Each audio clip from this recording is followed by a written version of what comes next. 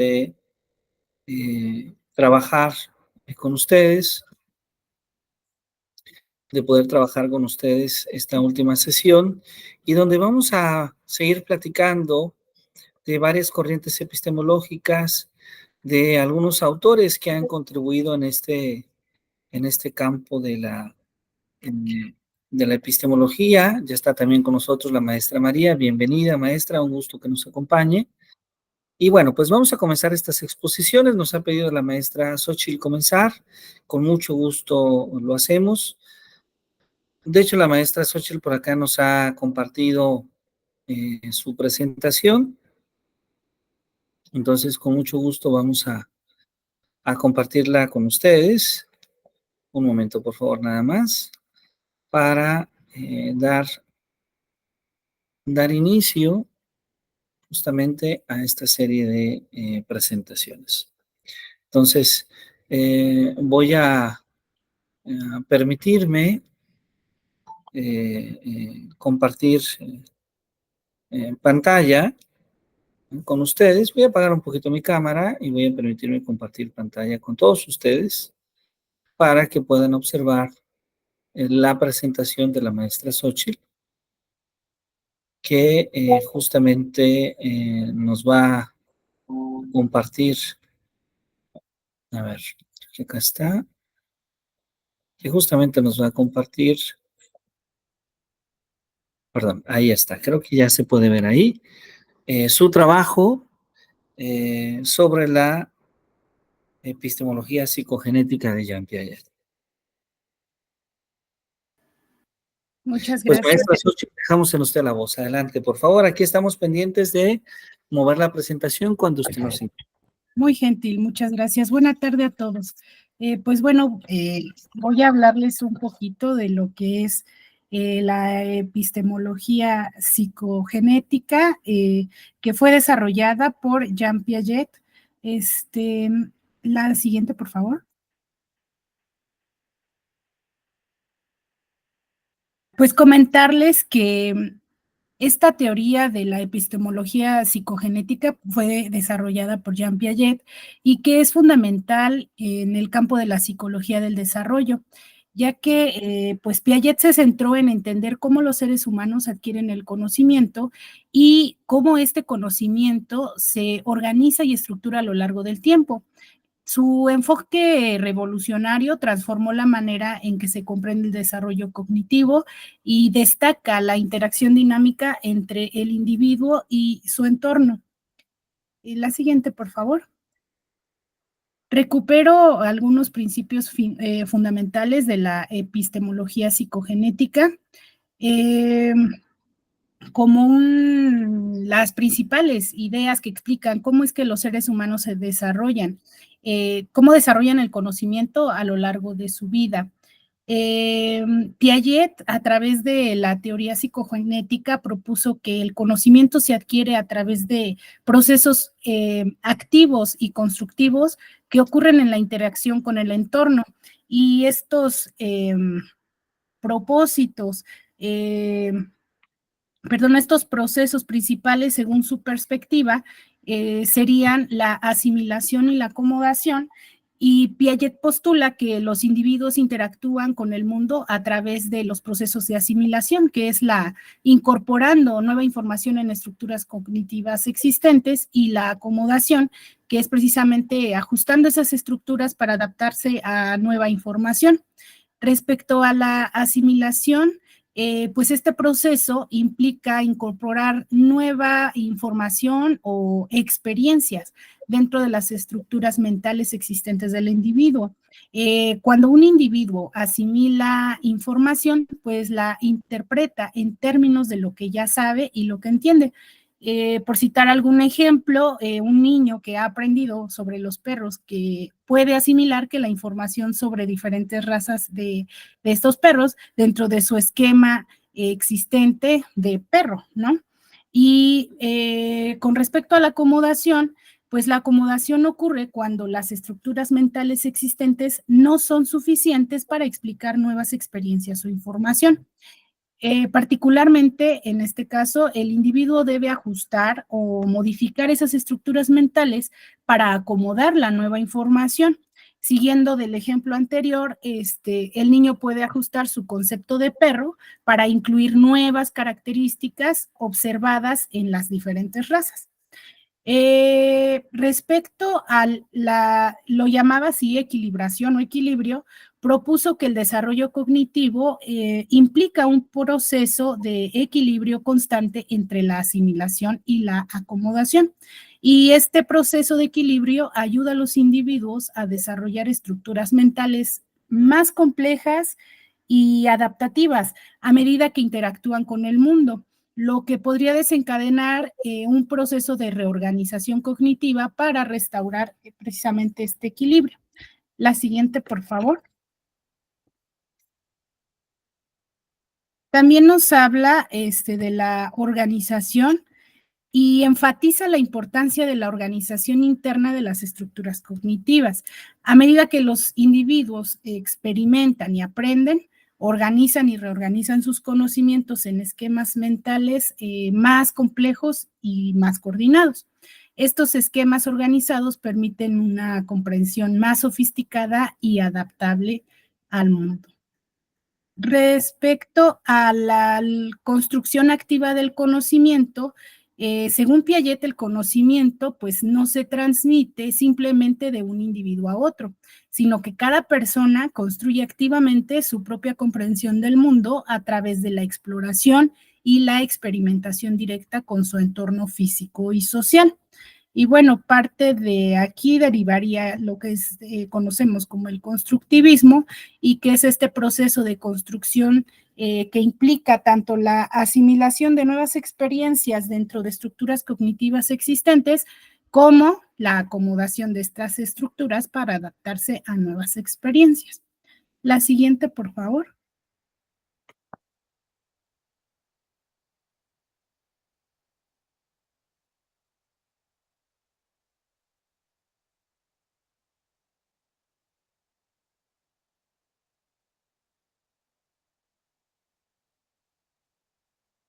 Creo que hay un problema con el doctor.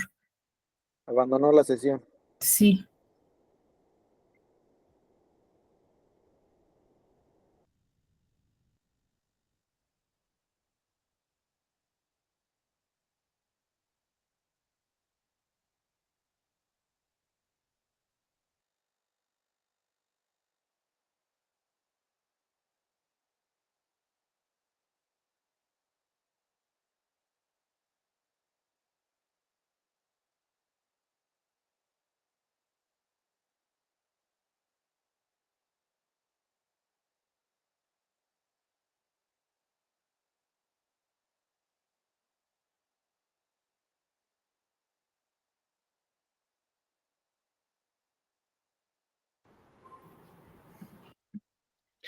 Una disculpa, maestra Xochitl, le ofrezco una disculpa.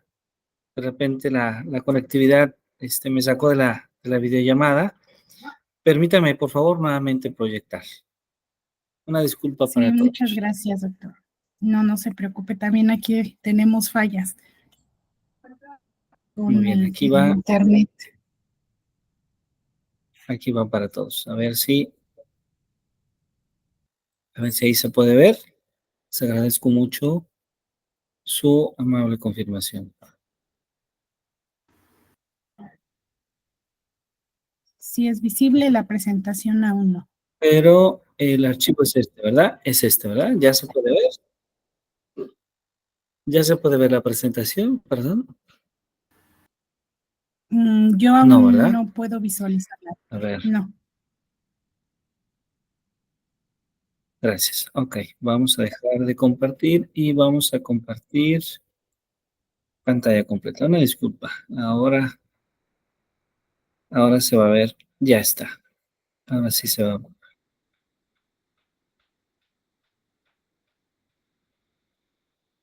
Muy bien. Creo que ahora sí ya se puede ver para todos, ¿verdad? ¿Es correcto? Sí, ya es visible. Sí, ¿me apoya con la siguiente, por favor? Muy bien. Bueno, Claro que sí, con mucho gusto. Gracias. Bien, continuando con mi intervención, pues la interacción social y experiencial, Piaget se centra principalmente en el papel de interacción del individuo con su entorno físico y también reconoció la influencia de las interacciones sociales en el desarrollo cognitivo.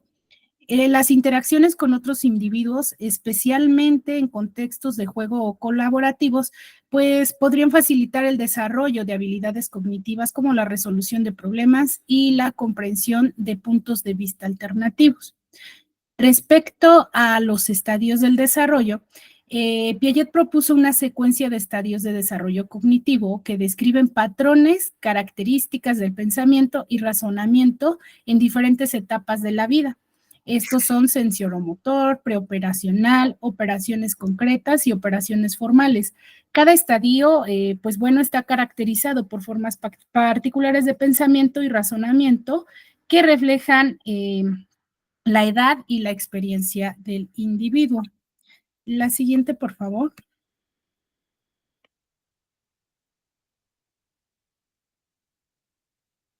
Según la teoría psicogenética de Jean Piaget, el desarrollo cognitivo de los individuos se caracteriza por una serie de estadios secuenciales y universales.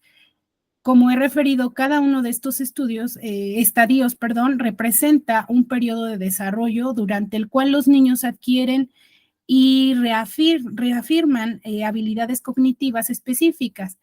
Y bueno, les voy a describir de manera muy breve cuáles son estos estadios. El primero es el estadio sensoromotor, que parte del nacimiento hasta los 2 años aproximadamente. Tiene como características principales que durante este estadio los bebés exploran el mundo a través de sus sentidos y acciones físicas y aprenden a coordinar los movimientos corporales con la percepción sensorial y comienzan a desarrollar conceptos básicos de causa y efecto. Dentro de este estadio, los logros más importantes sería el desarrollo de la permanencia del objeto, es decir, comprender que los objetos existen aunque no estén presentes, y la coordinación sensoromotriz. Respecto al estadio número 2 es el preoperacional, que parte aproximadamente de los 2 años a los 7 años. Este tiene como características principales que los niños comienzan a usar el lenguaje y a representar mentalmente objetos y eventos. Sin embargo, su pensamiento es egocéntrico y carece de reversibilidad, es decir, que no pueden entender que las acciones se pueden revertir. Como logros importantes dentro de este estadio es el desarrollo del pensamiento simbólico, el uso del lenguaje para representar ideas y habilidades para el juego simbólico. En el estadio número 3 encontramos las operaciones concretas y parte aproximadamente de los 7 a los 11 años de edad. Tiene como características principales que los niños muestran una mayor capacidad para realizar operaciones mentales concretas y lógicas y pues pueden entender la conservación, por ejemplo, que la cantidad de líquido no cambie, aunque cambie la forma de un recipiente, y también la reversibilidad. Como logros importantes dentro de este estadio es el desarrollo de la capacidad de clasificar, ordenar, seriar y realizar operaciones aritméticas básicas. Y el estadio de operaciones formales, que parte de los 11 años en adelante, tiene como características principales que los adolescentes y adultos adquieran la capacidad de pensar de manera abstracta y lógica y pueden razonar sobre hipótesis y posibilidades, realizar razonamientos deductivos y manejar conceptos pues más abstractos. De los logros importantes en este estadio es el desarrollo de la capacidad del razonamiento abstracto, el pensamiento hipotético deductivo y habilidades para resolver problemas aún más complejos. Siguiente, por favor.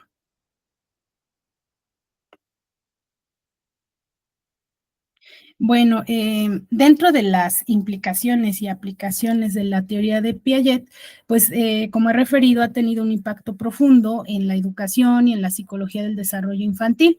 Y estas ideas han llevado a reformulaciones en la pedagogía, como las teorías sobre el aprendizaje y el desarrollo infantil, en las cuales se enfatiza la importancia de actividades educativas que permitan a los niños explorar y experimentar, promoviendo así un aprendizaje significativo. Y los principales impactos de la teoría de Piaget en la educación, recupero los siguientes, y sería el enfoque en el desarrollo activo del conocimiento, ya que Piaget enfatizó que los niños no son receptores pasivos del conocimiento, sino que construyen activamente su comprensión del mundo a través de la interacción con su entorno. Y pues esto lleva a un cambio de paradigma en la enseñanza, promoviendo métodos educativos que fomenten la exploración, la experimentación y el descubrimiento. De igual manera, la adecuación al nivel de desarrollo, ya que en la teoría de Piaget se subraya la importancia de ajustar el contenido y los métodos de enseñanza al nivel de desarrollo cognitivo de los estudiantes, lo que implica reconocer que los niños en diferentes etapas de desarrollo tienen capacidades cognitivas distintas y requieren enfoques educativos adaptados a sus necesidades y a sus habilidades. De igual manera, la promoción del aprendizaje activo y la resolución de problemas. Piaget abogó por un enfoque educativo centrado en el aprendizaje activo, donde los estudiantes participan activamente en la construcción de su propio conocimiento, y esto a través de la resolución de problemas y la exploración guiada. Lo que contrasta con los enfoques tradicionales más centrados en la transmisión de información por parte del docente. Y también el desarrollo del pensamiento crítico y las habilidades de razonamiento. En esta teoría de Piaget se enfatiza el desarrollo progresivo de habilidades cognitivas como el pensamiento abstracto, la clasificación, la seriación y el razonamiento lógico. Estas habilidades resultan fundamentales para el aprendizaje académico y para la vida en general, y la educación puede facilitar su desarrollo proporcionando oportunidades adecuadas de aprendizaje y con desafíos intelectuales. Y finalmente, la importancia de la interacción social y el juego. Aunque Piaget inicialmente enfatizó el desarrollo individual del conocimiento, también reconoció la influencia de la interacción social y el juego en el desarrollo cognitivo de los niños, lo que ha llevado a la valoración de actividades colaborativas y juegos estructurados como parte integral de los entornos educativos, facilitando el aprendizaje social y emocional, además del cognitivo. La siguiente, por favor.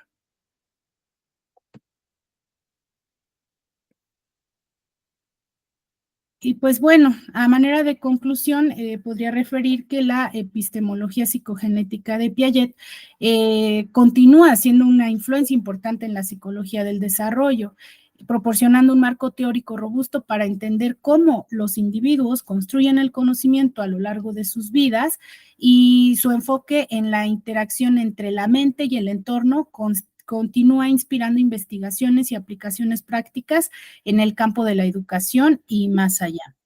Y bueno, los procesos para la adquisición de la inteligencia, según Piaget, conforman pues esta base teórica para entender pues cómo el individuo construye su inteligencia a través de esta interacción activa y dinámica en su entorno, adaptando y organizando continuamente sus esquemas mentales en respuesta a nuevas experiencias y nuevos desafíos. Bueno, pues hasta ahí dejaría mi participación y les agradezco mucho su atención.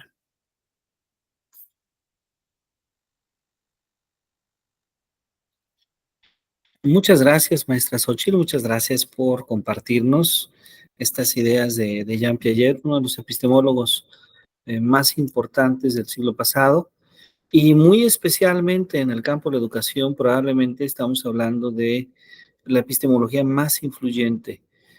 Ciertamente hay otras epistemologías importantes, pero los estudios de Piaget, las teorías de Piaget, revolucionaron en gran medida la manera en la que vemos la educación hoy o la que hemos visto en las últimas décadas. No sé si algunos de nuestros compañeros, el maestro Julio, la maestra María, la maestra Nancy, tenga alguna pregunta para usted, maestra Xochitl, o algún comentario adicional que deseen hacer sobre la obra de Jean Piaget. Jean Piaget, que escribió una cantidad muy vasta de trabajo académico, más de 130 artículos de investigación, 28 libros, muchos de ellos muy importantes, pero muy especialmente en 1952, Inteligencia y Afectividad, un texto donde nos habla de su teoría de la inteligencia y cómo relaciona la inteligencia con el desarrollo de la afectividad, algo que en los años 90 va a ser finalmente revisado por otros autores, muy especialmente con Daniel Goleman, con inteligencia emocional, Richard Davidson, que hoy en día es una tendencia en la educación, la educación emocional, y que tuvo sus inicios en las obras de Piaget, inclusive antes de Piaget, ya otros autores como Edward Thorndike habían hablado del desarrollo de las habilidades sociales. Muy bien, pues muchas felicidades, maestra Xochitl. ¿Alguien más que desee hacer algún comentario adicional? Y bueno, la otra obra interesante de Piaget, solo para concluir la participación de la maestra Xochitl, aparece en 1970, que es el ensayo de lógica operatoria. Piaget va a fundamentar su teoría en la lógica operatoria. La lógica operatoria que para Piaget es la lógica eh, eh, una lógica que tiene operadores de un cierto tipo de razonamiento natural, ¿sí? Pensando en que la mayoría de los seres humanos desarrollan ese tipo de razonamiento.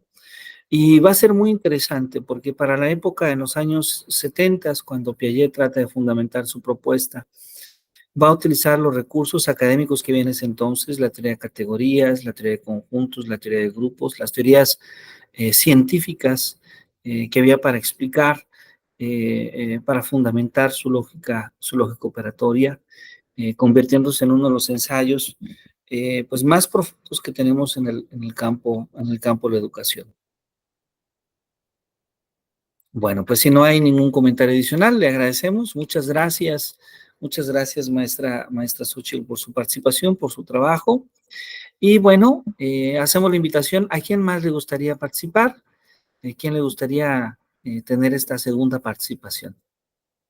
Maestra Nancy, maestra María, maestro Julio, la maestra Nancy. Muy bien, maestra Nancy. Pero no sé si usted guste compartir desde ya. Adelante, por favor, si es tan amable. ¿Comparto pantalla desde acá? Claro que sí, si usted gusta, claro que sí.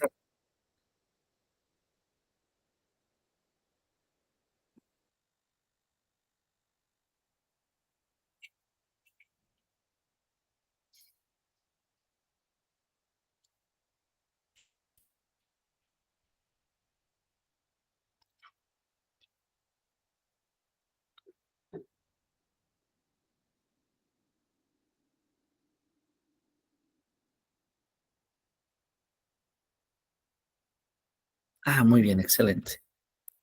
Ya se puede visualizar. Ok, Tal vez ponerlo de pantalla completa estaría perfecto. ok.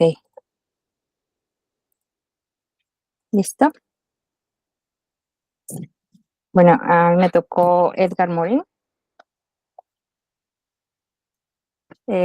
Supongo que varios sabemos que Edgar pues, es un sociólogo y filósofo francés, conocido por su obra en el campo de la complejidad y por su enfoque transdisciplinario para abordar problemas sociales, culturales y científicos. Algunas de sus obras más importantes son El método, La vía, Introducción al pensamiento complejo, El paradigma perdido, Ensayo de bioantropología y El método 6, Ética. En todas estas obras, pues, desarrolla una teoría de la complejidad y desafíos de la modernidad. Sus conceptos principales son la teoría de la complejidad, donde propone un enfoque que busca entender los fenómenos sociales y naturales como sistemas complejos, interconectados y dinámicos. Esta complejidad implica una multiplicidad de factores que interactúan en cualquier situación dada en lugar de reducirlo a causas simples. El pensamiento complejo, parte de esta teoría de la complejidad, implica un cambio en la forma en que abordamos el conocimiento y los problemas, y enfatiza la necesidad de considerar la interacción de múltiples dimensiones y niveles de análisis. Morin argumenta también que la simplificación excesiva puede llevar a una comprensión distorsionada de la realidad. Otro de sus conceptos es el principio de incertidumbre, que lo desarrolla a partir de la física cuántica, donde nos dice que debemos aceptar la incertidumbre y la imprevisibilidad que tienen los sistemas complejos.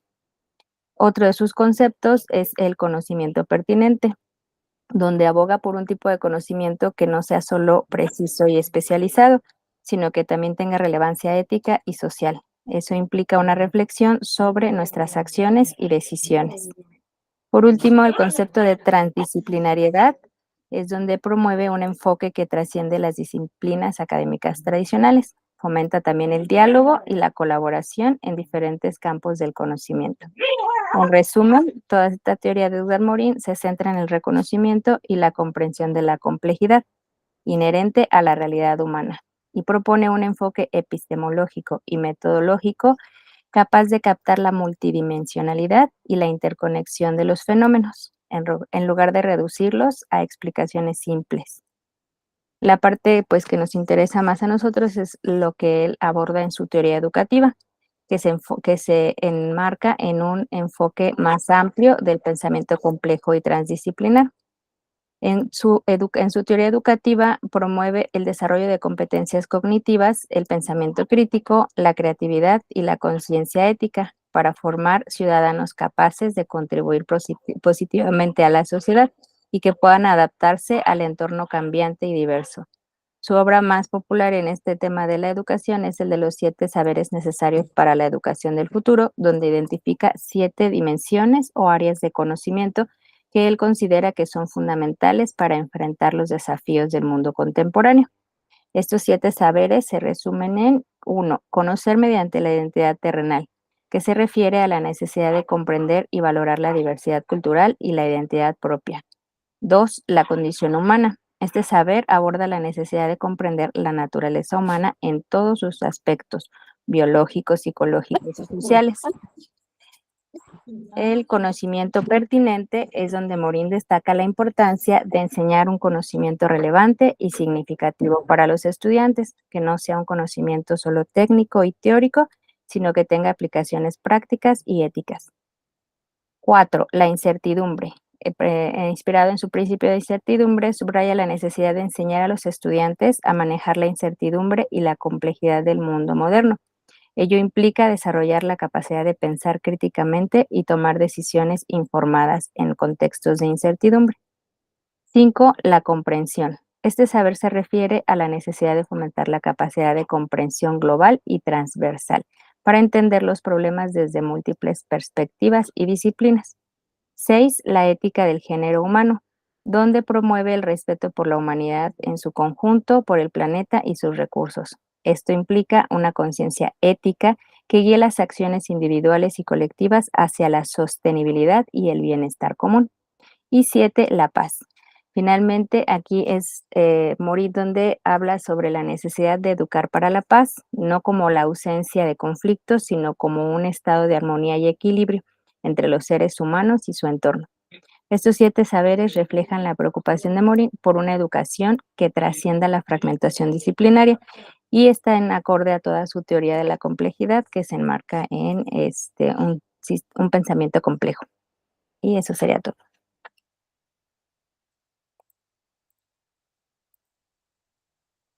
Muy bien, muchísimas gracias. Muchas gracias, maestra Nancy.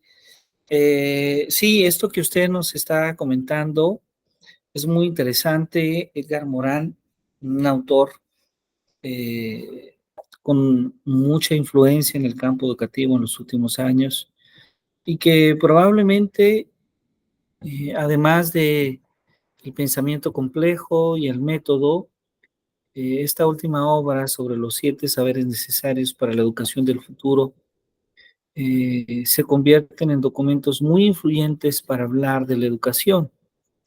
Tanto así que hoy en día, cuando hablamos de modelos educativos en el mundo, siempre estamos pensando que un buen modelo educativo debe de atender estas 7 miradas o esta caracterización que Edgar Morin ofrece de la educación a las personas, ¿no? Me gustaría, si ustedes me permiten, hacer un énfasis muy interesante en la obra de Morin, porque Morin, al igual que otros autores en el campo educativo, eh, tratan de interpretar una serie eh, de conocimientos, una serie eh, inclusive de afirmaciones de corte científico, para tratar de explicar la realidad, para tratar de guiar eh, cómo debería de ser la educación, incorporando esos saberes. En este sentido, la obra de Morin cuenta con muchísimos seguidores. Es uno de los autores que de hoy estamos presentando, un autor vivo, que ha tenido la oportunidad de estar en México. De hecho, la Universidad Nacional Autónoma de México le ha otorgado el doctorado honoris causa. Entre casi 100 doctorados honoris causa que Edgar Morin ha recibido por distintas universidades del mundo. Sin embargo, también ha sido un autor que ha tenido algunas críticas. Por ejemplo, él se ha atrevido a veces a interpretar el principio de incertidumbre de Heisenberg, que aparece en la física, o las dinámicas no lineales que aparecen en las matemáticas,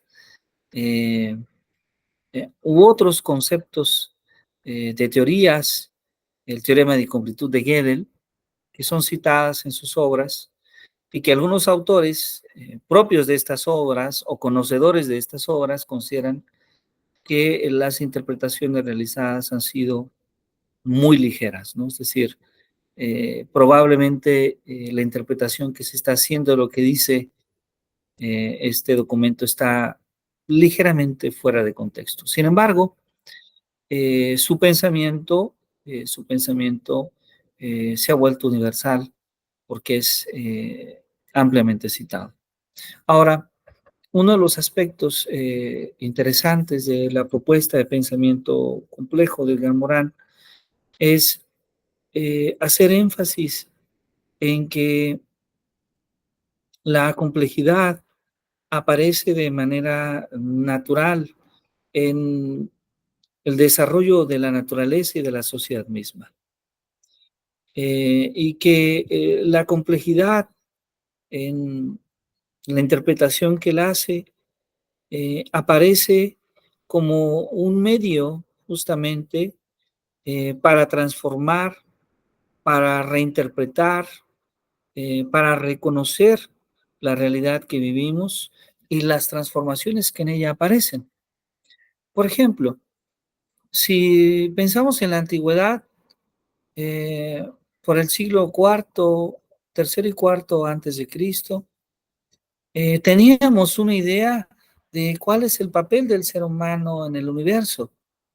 Asumíamos la idea de que el sol giraba alrededor de nosotros y que por ser hijos de Dios o de algún Dios, estábamos en el centro del universo.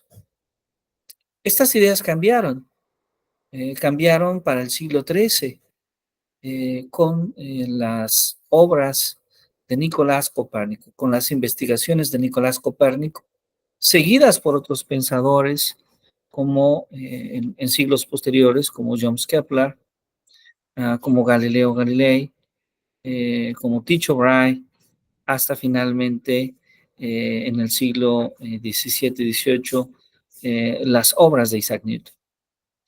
Y cuando hablamos de Isaac Newton, Cuando Newton logra introducir las matemáticas, el cálculo diferencial integral, como un medio para describir, para conocer las leyes de la naturaleza, particularmente las leyes de la gravedad que conectan el movimiento de los objetos en la Tierra y el movimiento de los planetas alrededor del Sol.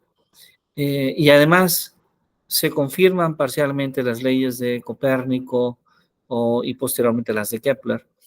Hay un cambio fundamental, un cambio difícil, un cambio que involucra reconstruir aquello que entendíamos por una nueva forma de comprenderlo y de entenderlo.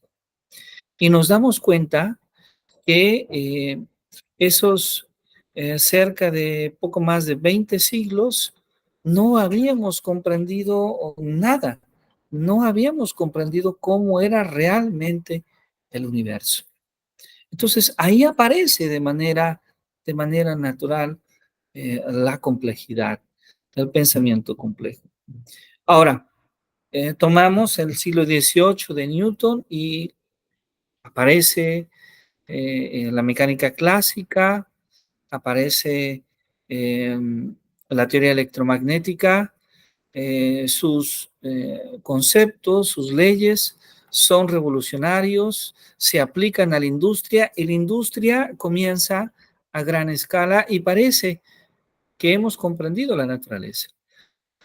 Pero tan solo 300 años después, con el desarrollo de la mecánica relativista, con la obra de Albert Einstein, nos damos cuenta que no fue así, que no habíamos logrado comprender y nuevamente nos damos cuenta cómo aparece la complejidad de manera natural. Y esta complejidad en estos ejemplos, para no abrumarlos más, que me he permitido mencionar en la física, los hay en las matemáticas, los hay en la biología, los hay en otros campos de la ingeniería, los hay en la sociología, los hay en la filosofía, de tal manera que la complejidad vista desde esta perspectiva, el pensamiento complejo nos invita siempre a estar en ese cambio. Y en la educación tendríamos que comprender que el cambio es lo natural. Y de hecho, si aspiramos a que la educación se convierta en un campo de conocimiento científico, lo natural será siempre la discusión, el debate y el cambio. Otro de los aspectos que Edgar Morin discute también de manera interesante es su ética. ¿Sí? No podemos dejar de lado su ética tan importante. Es la visión de Edgar Morin de desarrollar una ética planetaria, ¿no? El acabar con esta mirada de alguna manera antropocéntrica del ser humano, de pensar que el planeta es solo para nosotros, de que los recursos naturales son para que nosotros vivamos mejor, para que nosotros los poseamos, cuando esto no es así, ¿sí? La mirada de la ética planetaria de Edgar Morin involucra la visión de que nosotros coexistimos en la Tierra.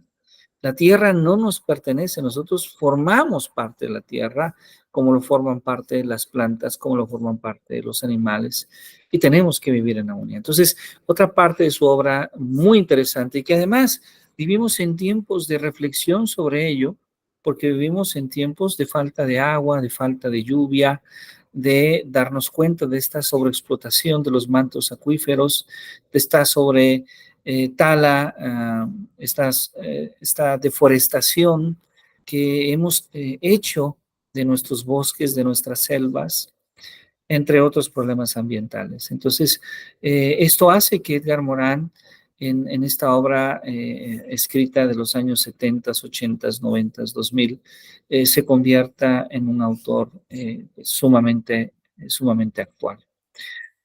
Y bueno, por otra parte, su visión de la comprensión, ¿sí? Esta idea de ver a la comprensión no solamente como una comprensión dedicada al desarrollo de conocimientos o de habilidades intelectuales, lo que él llama una comprensión intelectual, sino también la necesidad de desarrollar una comprensión humana, como bien lo dice Martín López Calva, uno de los grandes especialistas que tenemos en México sobre Edgar Morán, sobre Bernard Lonergan, que además estudió con ambos, con Bernard Lonergan y con Edgar Morán. La idea de la comprensión humana, que es que el ser humano en la educación encuentre no solamente le dé la importancia, no solamente a la comprensión del intelecto, al desarrollo del intelecto, sino también al desarrollo de las cualidades humanas de la persona, que esa también tendría que ser una meta importante para la educación. Pues maestra Nancy, muchas gracias por compartirnos sus reflexiones. No sé si alguien más desea hacerle alguna pregunta, algún comentario a la maestra Nancy después de su presentación.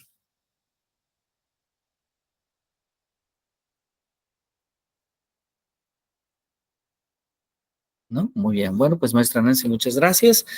Maestra María, maestro Julio, ¿a quién le gustaría compartirnos? Maestro Julio, adelante. No sé si usted guste compartir desde allá. ¿Está bien? Sí, compartimos. Muy bien, muchas gracias.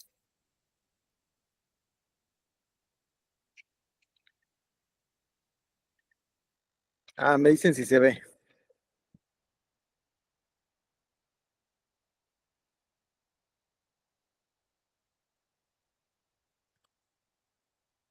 Sí, sí se ve. Ok, gracias. Ya se puede ver, muy bien. Bien, pues voy a explicar la teoría sociocultural de Lev Vygotsky. Pues vamos a empezar recordándolo un poquito. Él nació en el 96, es de la Unión Soviética y murió en 1934 con tan solo 37 años, pero bueno, fue un psicólogo y teórico del desarrollo. ¿Qué nos deja Lev Vygotsky? Pues nos deja la teoría sociocultural, que se basa en tres fundamentos principales. Número uno, nos dice que la teoría sociocultural es el aprendizaje, ve el aprendizaje como un proceso social y cultural, la importancia del contexto cultural en el desarrollo cognitivo y la influencia de la interacción social. Aquí las dos personas que han pasado antes, recuerdo a la maestra Xochitl cuando decía que pues Piaget es básico, uno de los autores básicos en lo que viene siendo eh, el preescolar en educación inicial.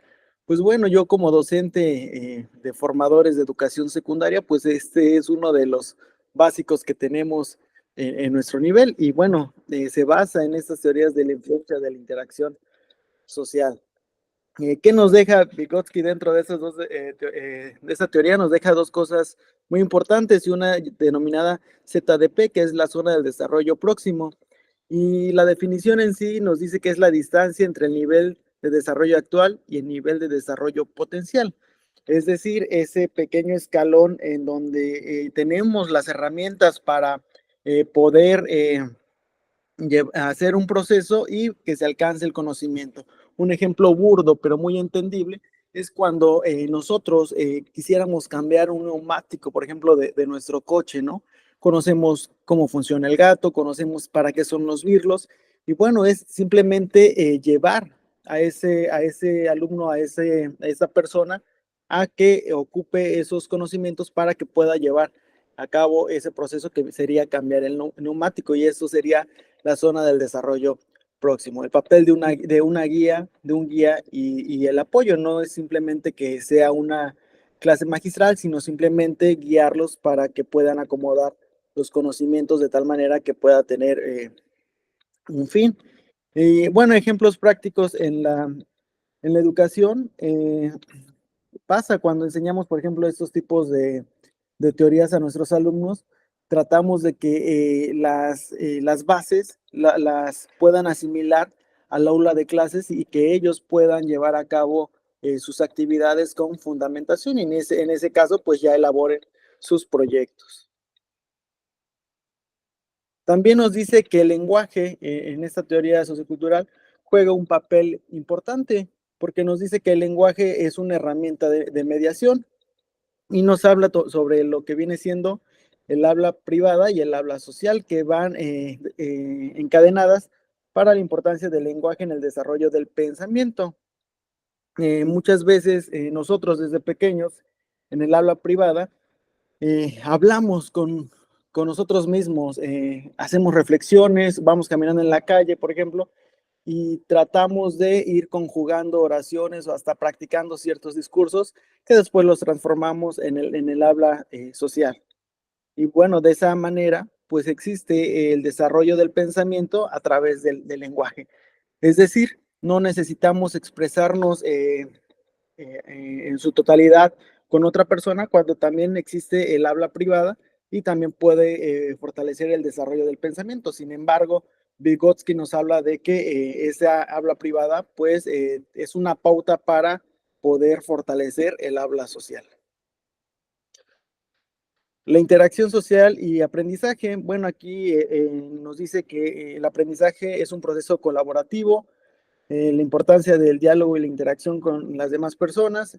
Y bien, aquí nos invita a que nuestras actividades, por ejemplo, de nuestros alumnos, pues no puedan ser en su totalidad de manera individual, sino que se lleven de manera colaborativa.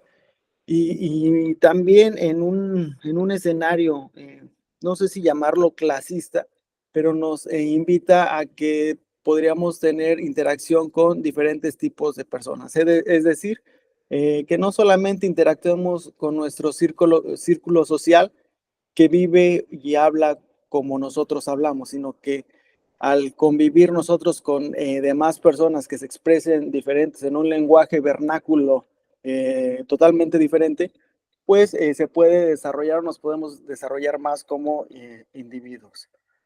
Una de las cosas que igual nos deja, la segunda cosa que nos deja Vygotsky dentro de la teoría sociocultural, viene siendo el andamiaje. Se tiene 4 características principales: el soporte temporal, la adaptación al nivel del estudiante, interacción activa y retiro gradual del apoyo.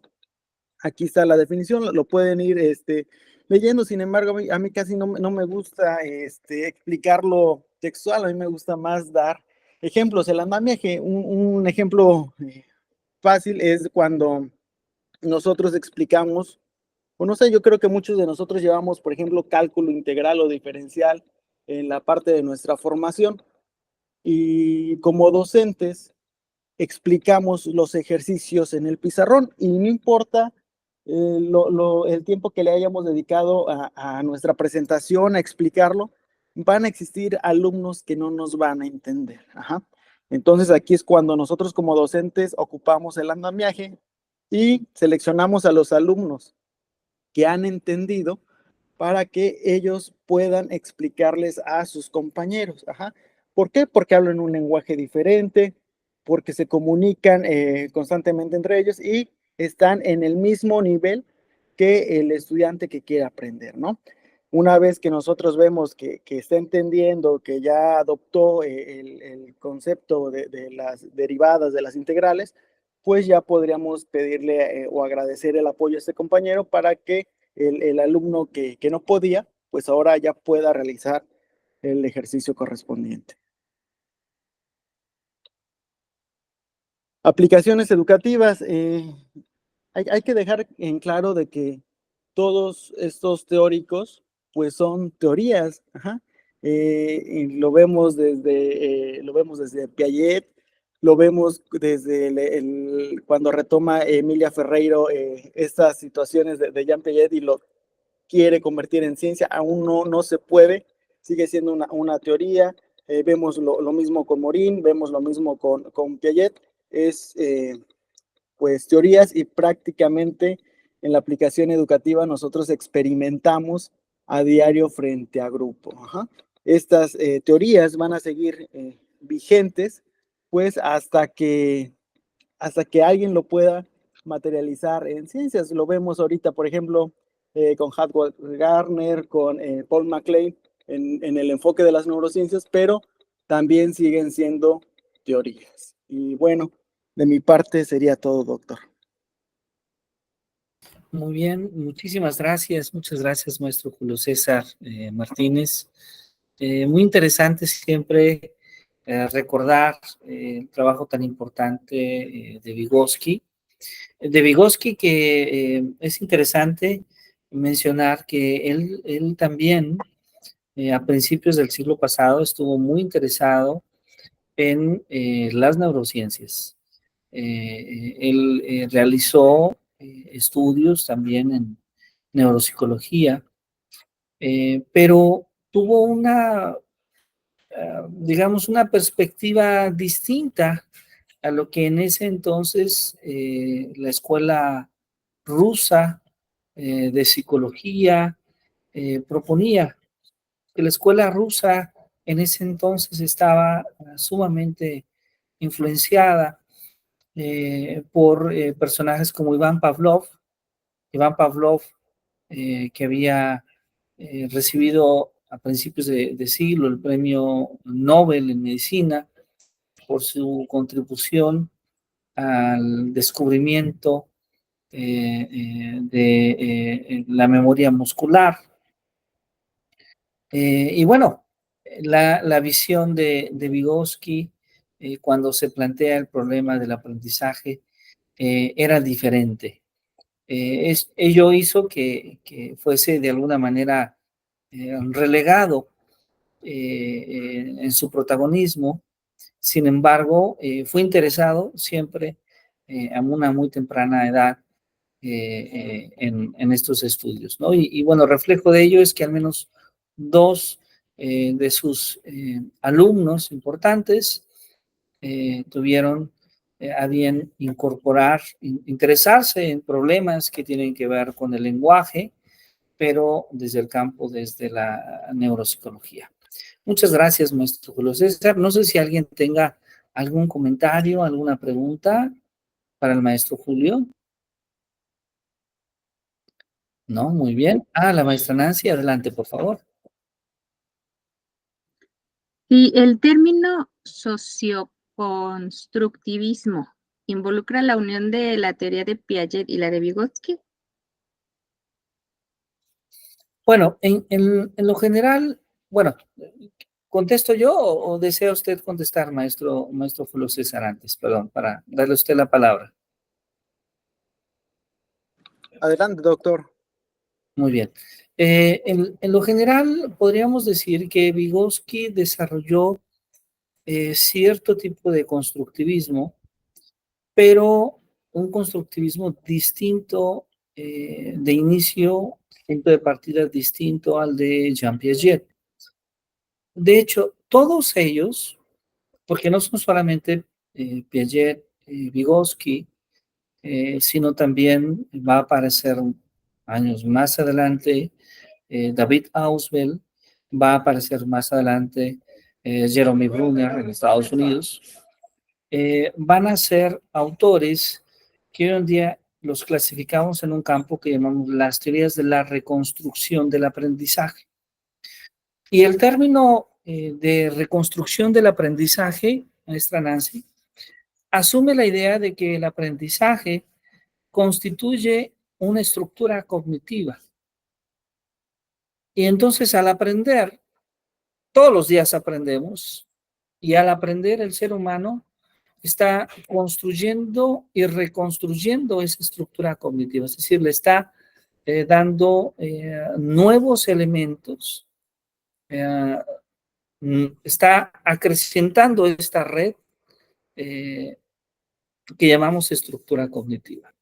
Ahora, dentro de estas teorías de la reconstrucción, vamos a ver que hay teorías que ponen más énfasis en que la estructura cognitiva se produce a través de la interacción natural que tiene el ser humano con el medio, pero es el ser humano quien hace ese proceso de selección, un proceso que, por cierto, Piaget llamó asimilación. Esta mirada basada más en la idea de que el ser humano es quien realiza ese proceso, le llamamos comúnmente constructivismo cognitivo.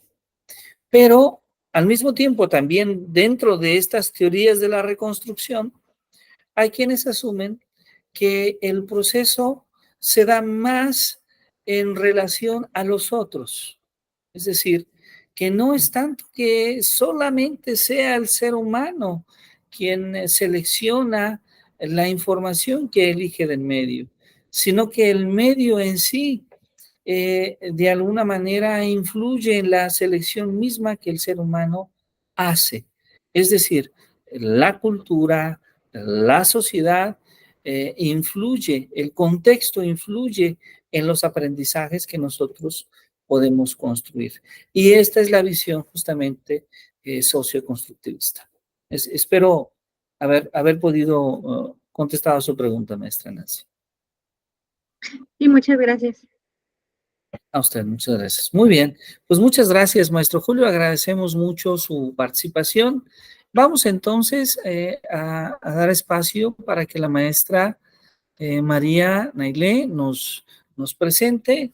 Yo tengo la presentación de la maestra que amablemente la ha compartido por acá. Entonces, si ustedes me permiten, voy a presentar, si usted está de acuerdo, maestra María, si está de acuerdo, yo presento y usted puede utilizar, puede platicarnos su exposición. ¿Está usted de acuerdo? Muy bien, perfecto. Entonces, ok, voy a apagar un poquito mi cámara y voy a proyectar.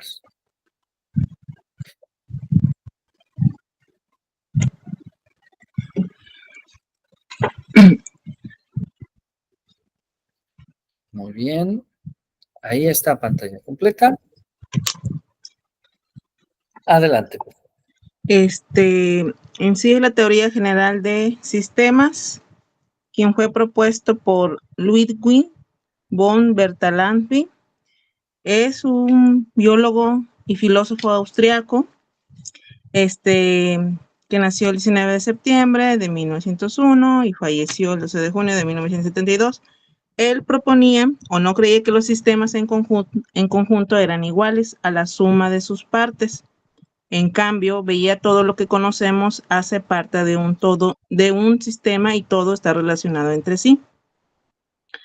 Él en sí empezó pensando que era la vida y llegó a esa reflexión que el todo es más que la suma de sus partes.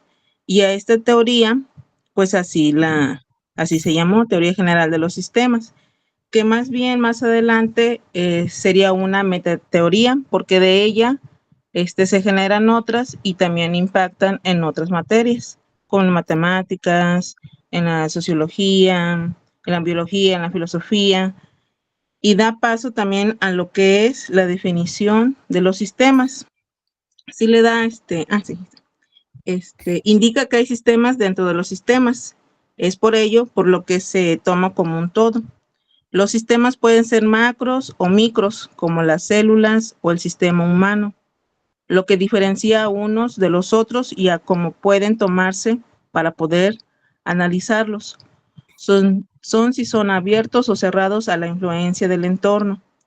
Y un sistema está compuesto por entradas y procesos y salidas, así como está en la imagen. Y en la misma imagen nos presenta que, aparte de entrada y proceso y salida, tenemos una retroalimentación, y también influye lo que es el ambiente externo e interno, dependiendo del tipo de sistema. En la siguiente, doctor.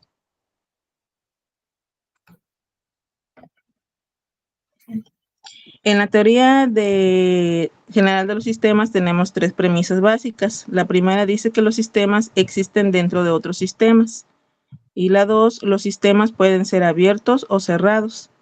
Y la 3, las funciones de un sistema dependen de su estructura. ¿Sí podemos pasar a la otra, por favor, doctor? Con mucho gusto. Perdón, ya me adelanté. Ahí. Dentro de estos tenemos tipos de sistemas según su nivel de complejidad: suprasistema y subsistema. Esta división se da por la posición dentro de un sistema. También es llamada sinergia, que se toma como acción combinada un esfuerzo cooperativo formado por subsistemas semi-independientes tomados en conjunto. La siguiente, doctor. Según la percepción, pueden ser reales, ideales y modelos. Esta división se da por sus características que pueden ser reales o ideales, según su naturaleza, naturales, artificiales y compuestos, y según su estructura, si el sistema es creado por el hombre, modificado o contiene componentes mezclados. Muy bien. Bien, un momentito, por favor, nada más debe ser la maestra Imelda. Gracias, ya está, disculpe. Ahí está, maestra.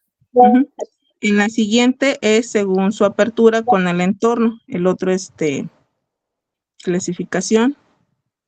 En la diapositiva 7. Ajá. En la siguiente, sí está. Estos pueden ser abiertos y cerrados. Los sistemas abiertos realizan intercambio de energía, esa materia, y en cambio los cerrados solo comparten energía. Siguiente diapositiva, por favor. Dentro de estos tenemos los ejemplos, como puede ser dentro de los sistemas, una familia, una organización, alguna colonia, el sistema solar, algún país o ciudad. A eso se refiere lo que son los sistemas, no necesariamente algo muy complejo, sino también puede ser algo, bueno, sí complejo a lo más sencillo, como también puede ser el sistema respiratorio o las células que componen sistemas también. En la conclusión, en la siguiente diapositiva, dice que la visión de Bertalanffy pasó fronteras y ahora es aplicada de manera transversal en la ciencia, dentro de esas ciencias sociales como las relaciones interpersonales, porque la pueden aplicar dentro de las empresas e incluso en la organización de las actividades personales. Ha sido un gran aporte para la percepción, organización y estructuración de cualquier tipo de sistema. Y hasta ahí llega la información.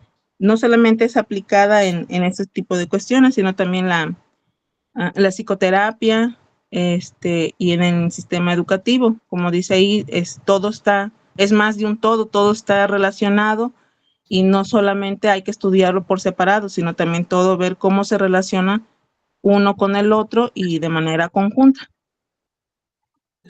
Muy bien, muy bien. Muchas gracias, maestra María. Le agradecemos mucho su participación. Ha sido muy, muy interesante escucharla y además esta teoría de sistemas, que bueno, una de las razones por las cuales pensamos en que la maestra María nos compartiera esta mañana parte de las ideas de Bertalanffy, es justamente porque Edgar Morin, su pensamiento complejo, se basa en la noción de sistema, ¿sí? Se basa en la noción de sistema. La reflexión que toma Bertalanffy, de la cual parte la maestra María, es aquella reflexión que hace Aristóteles, ¿se acuerdan ustedes? El todo es más que las partes, es decir, esta reflexión aristotélica es cuando nos referimos al ser humano, nos referimos, bueno, el ser humano es más que la suma de las partes de su cuerpo, porque el ser humano completo tiene vida y es posible que de manera independiente, de manera separada, pues no lo tenga. Es decir, hay una dinámica distinta que se genera cuando estudiamos desde el todo a cuando estudiamos de manera independiente sus partes. Esta visión, en este ejemplo que María Nelly nos compartió, es en la que se basa Edgar Morin para hablar de la visión de la transdisciplinariedad, ¿no? Recordamos, tenemos los campos del conocimiento. Después podemos estudiar las relaciones que hay entre esos campos de conocimiento, las relaciones que hay entre las disciplinas, que comúnmente les llamamos la interdisciplinariedad. Pero además de ello, podemos preguntarnos cuál es la relación que hay entre las disciplinas, los vínculos que hay entre las disciplinas, pero ¿cómo podemos ver nosotros esa relación en la realidad que vivimos, en la realidad que experimentamos? Ahí aparece la transdisciplinariedad. Y entonces, si lo tratamos de ver desde esta mirada, cuando nosotros nos enfrentamos a un problema, ¿sí? Un problema como el que estamos viviendo en distintas partes de nuestro país, la falta de agua, probablemente este problema tenga muchos enfoques, ¿sí? No es solamente un problema del medio ambiente, no es solamente un problema que va a interesar a los campos de conocimiento como la ecología o como la biología.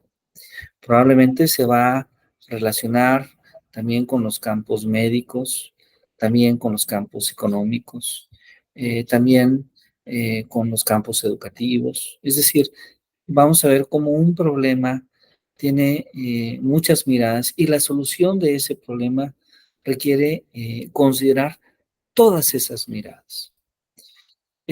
Bertalanffy nos habla de esta noción de sistema porque podemos pensar que de alguna manera nosotros vivimos en múltiples sistemas de manera simultánea. Y entonces pensar la educación como un sistema, el sistema educativo nacional, y nos damos cuenta que este sistema educativo nacional tiene a su vez otros subsistemas, pero a su vez este sistema educativo nacional pertenece a otros organismos internacionales, otros suprasistemas, que tienen ciertas normas, que tienen ciertos objetivos, que tienen ciertas perspectivas o enfoques. Nos da herramientas para enfrentarnos a los problemas educativos. Entonces, muchas gracias, maestra María. No sé si alguien tenga alguna pregunta, algún comentario para la maestra María. ¿No? Muy bien. Bueno, pues ya está también con nosotros la maestra Imelda, a quien le doy una cordial bienvenida. Y bueno, maestra Imelda, creo que nos faltaría escucharla a usted. No sé si usted esté lista, si usted gusta participar. Adelante, por favor.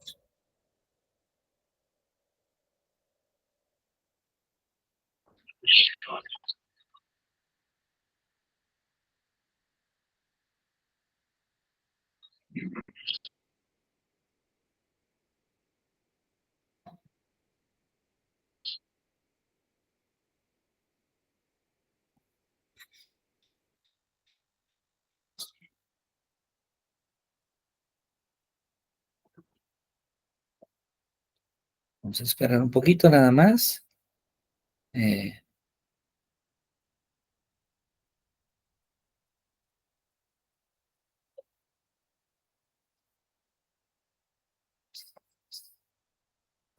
Ya está la maestra Imelda conectándose. Sí, me imaginé que era algún problema con el micrófono. No suele pasar en estos medios digitales, pero bueno, creo que ya se está solucionando. Bienvenida, maestra Imelda. Bienvenida. Hola, sí, déjeme, es que creo que tengo que apagar algo, pero no sé bien cómo, porque tengo la computadora y el celular. Ya la entiendo. Claro que sí, no se preocupe. Aquí esperamos un poquito.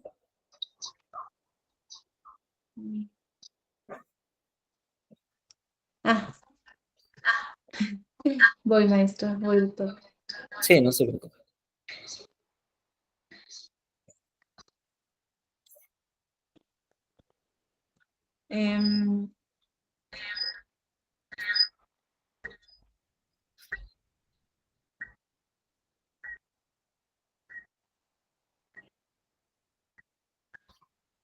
Es que quiero proyectar en la computadora y hablar en el celular, pero no sé cómo arreglarlo. No se preocupe, mire, si gusta le puedo apoyar. Puede enviarme su presentación por ¿Por WhatsApp? por WhatsApp, ajá. Y si gusta, para que no tenga este problema que es como una interferencia, ¿no? Puede enviármelo, proyecto acá y usted puede dirigir la exposición. Sí, ahí voy. Gracias. Hasta-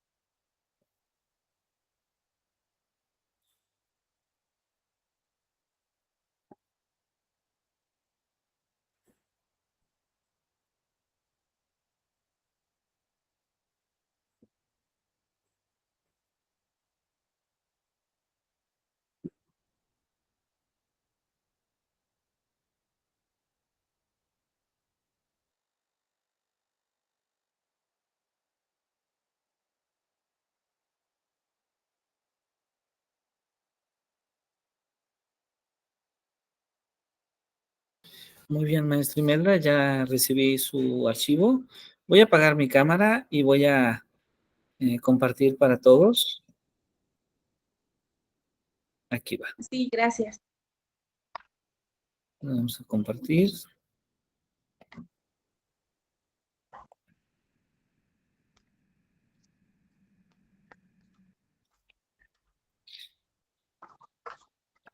Muy bien, ya está. Bueno, pues inicio con la exposición de Maturana, ¿no? De Humberto Maturana Romesín, ¿no? Pues él fue un biólogo, filósofo, epistemólogo, que nació en Chile el 14 de septiembre de 1928 y pues como lo comentaba, pues falleció hace muy poquito, en el 2021, el 6 de mayo. Me parece que por como cuestiones, como unas complicaciones como de vías respiratorias, algo así. Humberto Maturana estudió 4 años en la Universidad de Chile, estudió medicina, por ahí encontré que 4 años, por ahí encontré después que 7, no, todavía en la anterior. Sí, gracias.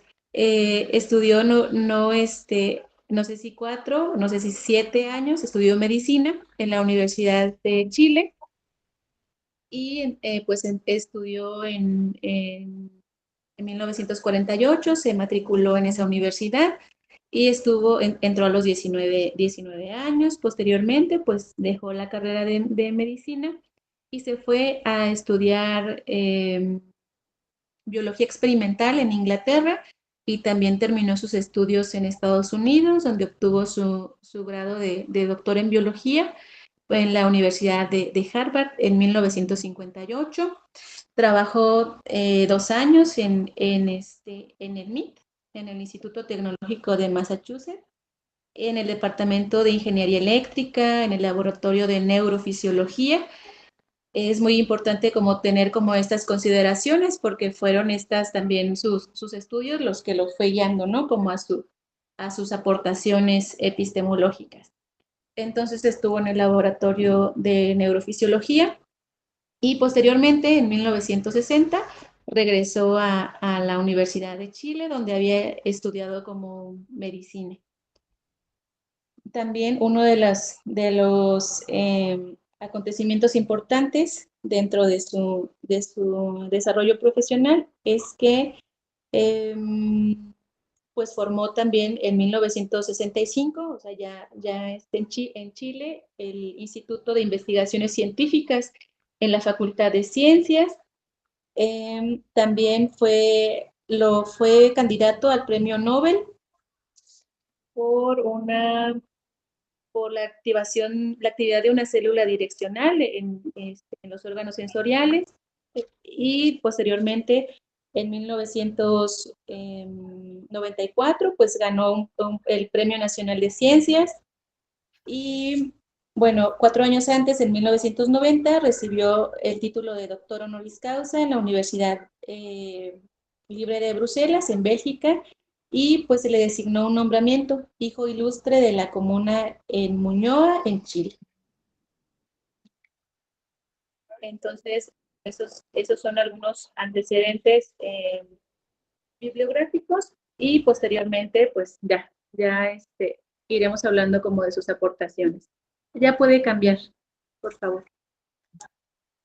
Entonces, siguiendo esta formación de Maturana, pues él tenía como las bases como, pues estudió biología experimental y estudió en un laboratorio de neurofisiología. Pues se interesó, una vez regresando a Chile, se interesó por estudiar lo que fueron como la percepción y como la organización y la dinámica de los seres vivos, y también estaba muy interesado por estudiar sobre el lenguaje, como entender la naturaleza del lenguaje y los límites del lenguaje. Entonces, pero desde una manera pues neurofisiológica, desde una manera biológica, desde una manera como muy especializada. Entonces, él fue haciendo así su carrera, como sus investigaciones, sus aportaciones, hasta en 1967 sucede una situación como muy interesante. Lo invitan a dar una conferencia a Estados Unidos, donde tendría que hablar sobre el concepto de género aplicado en la ciencia. Y entonces, como anécdota, pues él empieza a tomar la palabra y se genera por ahí un debate, y dice algo así como: por favor, quiero decir algo, ustedes me van a disculpar, pero siento que tengo derecho a hablar en esta reunión porque fui educado como niñita. De modo que de alguna manera soy una mujer honoraria, aunque desgraciadamente no he sido reconocido así públicamente. Entonces, esta idea también es muy importante porque va a dar como pie a sus fundamentos epistemológicos, ¿no? En esta pues comentario que fue controversial, pero después más adelante le explica cómo en esta diferencia donde educan de repente, como la diferencia entre la educación para mujeres y la educación para hombres. Y entonces, pues dice que de repente a las niñas, a las mujeres, pues las educan de tal manera que tienen que, pues que prestar mucha atención para hacer muchas cosas, que tienen que de repente hacer muchas cosas a la vez, ¿no? Como ayudar en la cocina, cuidar a los hermanos, no sé, como de repente las compras, y que de repente a los niños los hacen como de una manera, como su educación, como mucho más lineal, como de una sola cosa a la vez. Y entonces, bueno, él dice que hay esa diferencia en esa educación, pero este es un punto que le ayuda también como a establecer posteriormente como uno de sus conceptos como muy importantes en su carrera profesional. Y entonces, pues dice que las mujeres con esta educación tienden como a analizar como las cosas de manera como mucho más interconectadas, como en un sistema, como analizar como los eventos, como de una manera como mucho más, pues que van relacionando ciertas cosas, ¿no? Y que pues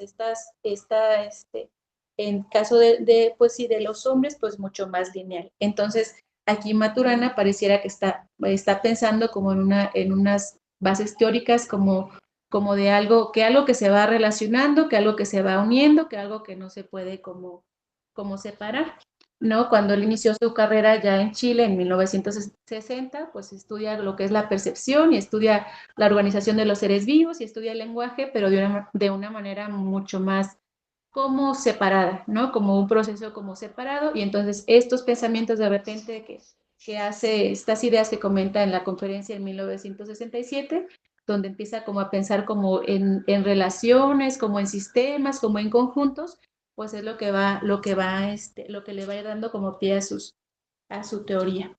La que sigue, doctor, por favor.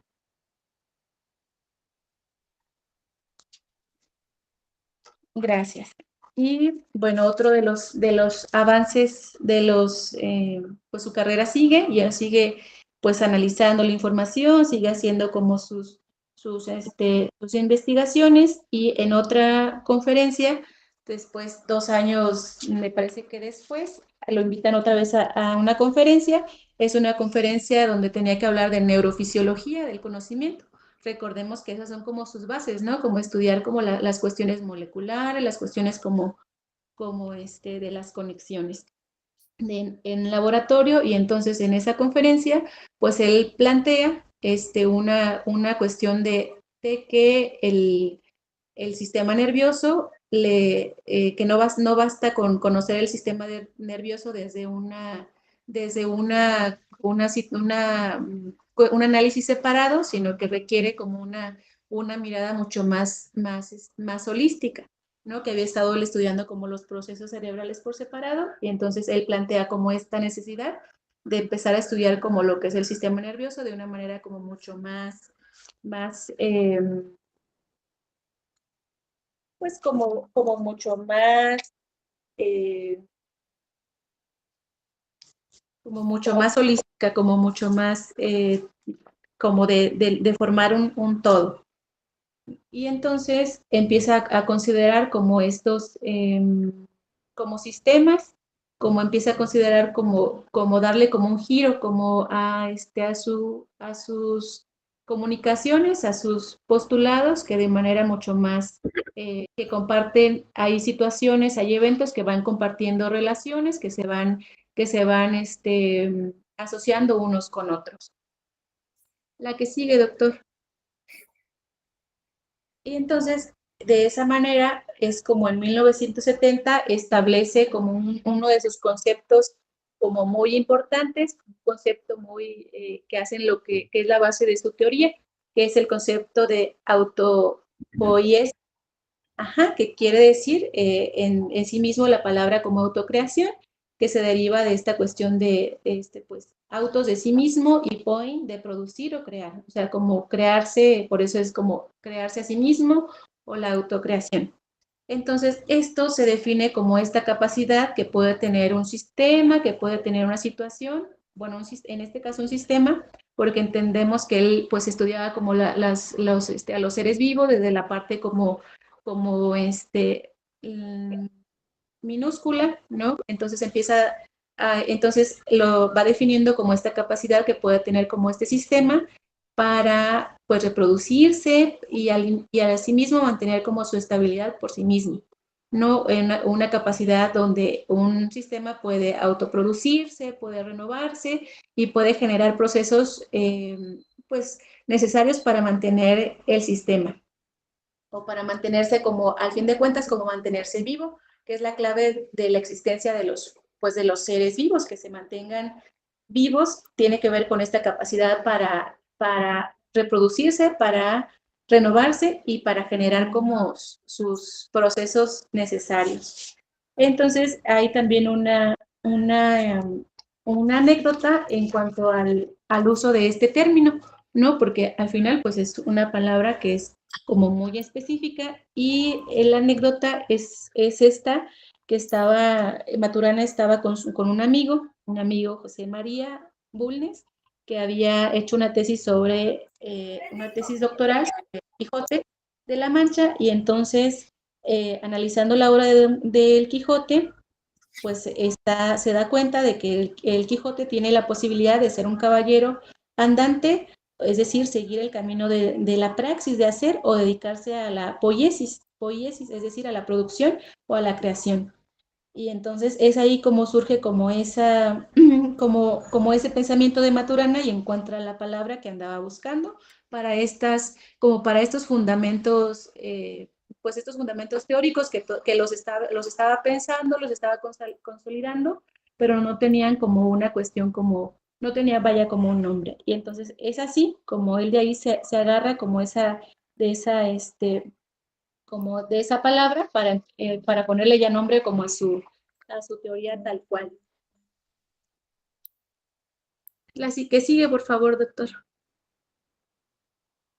Y entonces, bueno, en uno de sus libros también muy importantes, que es la de Máquinas y de Seres Vivos, que habla precisamente de esto de la autopoiesis, y entonces pues expresa en este libro que los seres vivos son máquinas autopoiéticas que están en continua producción de sí mismas, y a través de la continua producción y el cambio de sus componentes, lo que caracteriza a los seres vivos, y que esta capacidad se va a perder pues ante la muerte, ¿no? Como es uno de los libros que pues como más interesantes, como más importantes de su carrera, además del libro El árbol del conocimiento.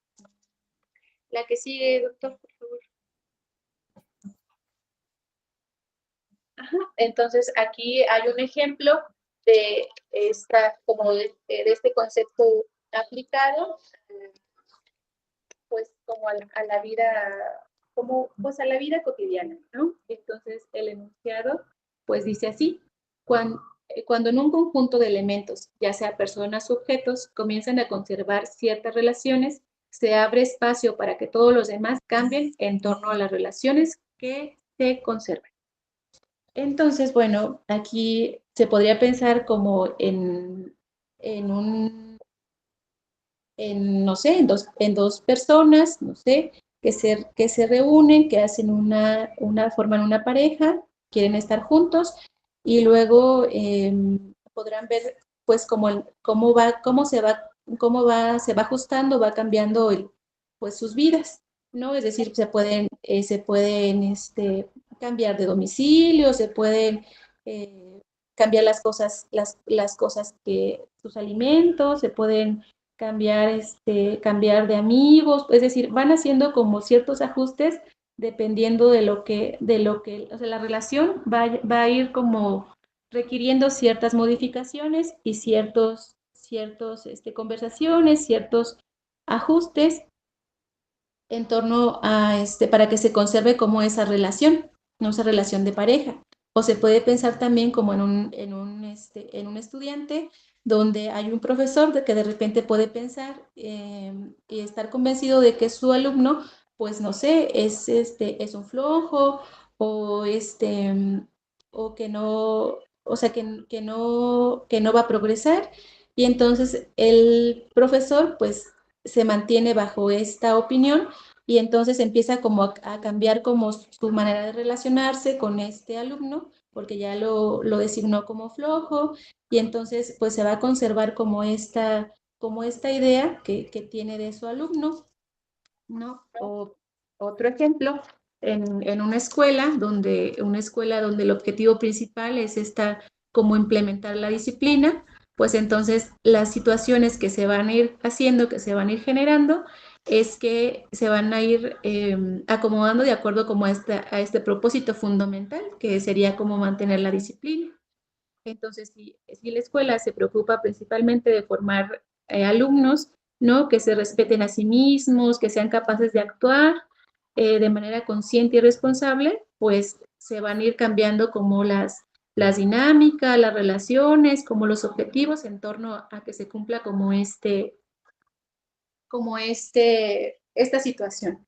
Entonces, hasta aquí quisiera saber si es un concepto de Maturana que es un poco complejo, que es un poco confuso, pero me parece que estos ejemplos de repente de este enunciado de validez sistémica podría aclarar como a qué se refiere como esta capacidad de crearse, de producirse, de ajustarse. No sé si con los ejemplos pudiera quedar como un poquito como más claro, o si tuvieran como alguna duda en cuanto a esta definición.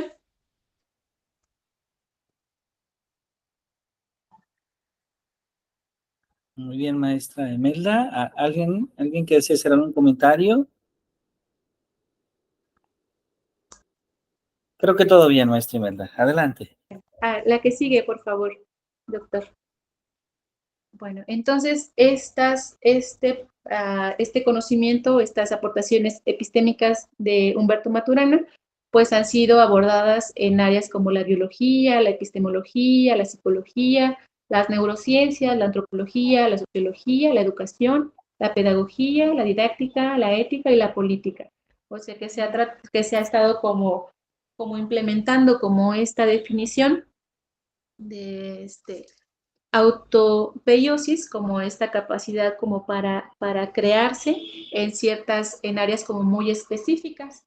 Y bueno, también pues Maturana asentó lo que son los comienzos y el desarrollo de un área científica que trata de explicar la dinámica de los seres vivos, ¿no? Como sistemas cerrados, determinados por su estructura, es decir, la biología del conocimiento, sistemas cerrados en cuanto a que ellos se pueden como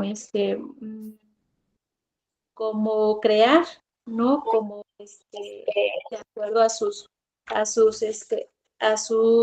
su dinámica pues interna. Y la que sigue, doctor, por favor. Y bueno, pues ahí nada más finalmente mencionar las dos referencias que usé para esta presentación, que una breve presentación, por ahí también pueden revisar directamente como los artículos para profundizar, ¿no? Como en esta exposición. Y sería todo, doctor.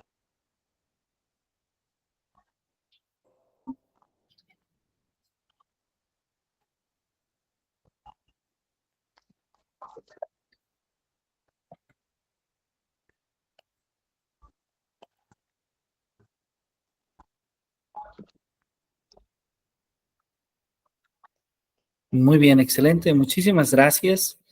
Muchas gracias, maestra Imelda. Una presentación muy completa. Y claro, abordando, creo que el concepto fundamental de autopoiesis que debemos a Humberto Maturana, un autor que particularmente de los años 90, la década del año 2000, 2010, ha tenido cada vez más relevancia, que muy probablemente en las dos siguientes décadas sea un autor cada vez más importante en el campo educativo. Muchas gracias, muchas gracias, muchas gracias por compartirlo. Un autor muy interesante, actual, con ideas actuales, inmerso en los debates actuales. De hecho, en los últimos años había tenido algunos debates con Varela, que es coautor de algunos de los trabajos relevantes en esta teoría.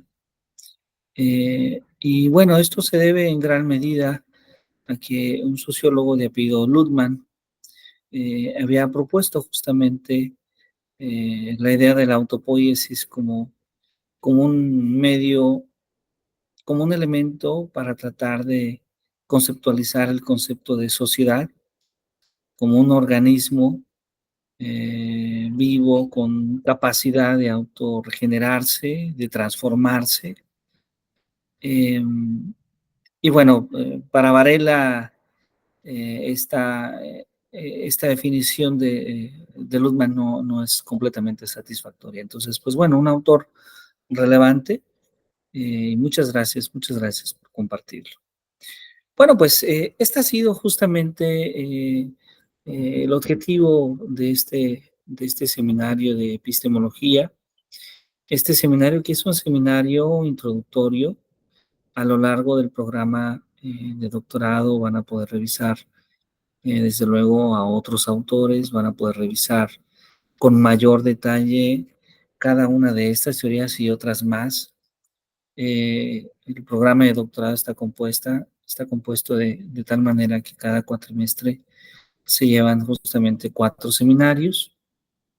Y bueno, con esta actividad nosotros concluimos este primer seminario.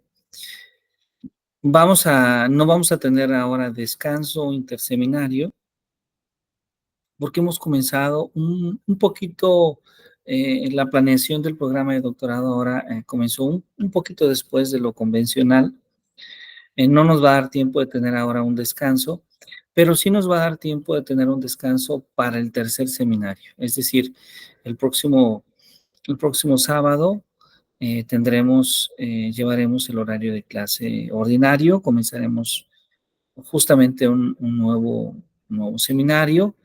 Y bueno, nos ha confirmado la participación un extraordinario profesor, el doctor Ernesto Rodríguez Moncada, con investigación cualitativa, de quien estoy seguro que van a poder disfrutar y aprender muchísimo en sus 3 sesiones de trabajo. Van a tener 3 sesiones de trabajo y después la 4ª sesión no habrá clases, porque la 4ª sesión se considera como una 4ª sesión para que los alumnos puedan terminar sus tareas, puedan terminar sus pendientes, subirlas. Si el profesor lo requiere a través de una plataforma Classroom, a través de Classroom. Si el profesor lo requiere a través de correo electrónico, a través de correo electrónico, para evaluar favorablemente su participación. Entonces, bueno, este próximo sábado iniciamos un nuevo seminario, que será el Seminario de Investigación Cualitativa, con la participación del doctor Ernesto Rodríguez Moncada, y prácticamente para la mitad del próximo mes vamos a iniciar el 3er seminario y ahí sí tendremos ya un fin de semana libre. Pues bueno, no me resta más de que agradecer a todos ustedes su participación el día de hoy. Esta participación era importante, la consideramos desde luego dentro del proceso de evaluación, y me ha resultado muy satisfactorio poderlos escuchar con las ideas de los distintos autores. Hemos hablado un poquito de Piaget, hemos hablado un poco de Edgar Morin, de Bertalanffy, de Vygotsky. La maestra Imelda nos ha compartido ahora de Humberto Maturana, que son algunos de los autores que a lo largo del programa van a poder revisar con mayor detenimiento y que muy probablemente ya en el proceso investigativo, en el programa de doctorado, si ustedes eligen realizar su tesis doctoral, que es uno de los caminos posibles, si ustedes eligen, en lugar de la tesis doctoral, escribir 3 artículos de investigación a lo largo de los 6 cuatrimestres, que es otro camino posible, pues podrán ahí seguramente profundizar en la obra de alguno de estos autores.